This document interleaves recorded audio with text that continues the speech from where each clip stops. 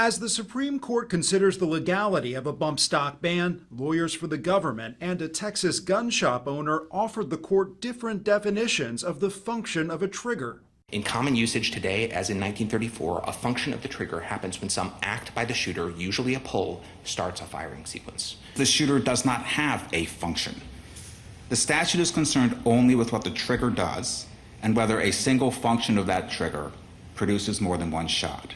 The bump stock ban was enacted under the Trump administration in the wake of the 2017 massacre in Las Vegas. A single gunman using multiple weapons with bump stocks was able to kill 60 people and wound hundreds more in a matter of minutes. Justice Brett Kavanaugh pointed out that two administrations before Trump made no such ban, and fellow conservative Justice Amy Coney Barrett questioned why it was coming from a federal agency instead of Congress. Intuitively, I am entirely sympathetic to your argument. I mean, and it seems like, yes, this is functioning like a machine gun would.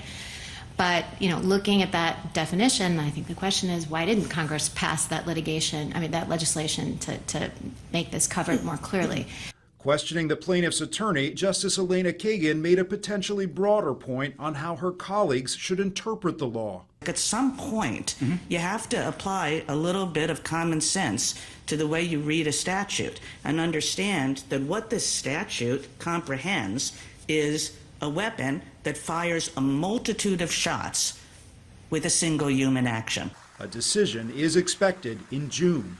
Bradley Blackburn, CBS News.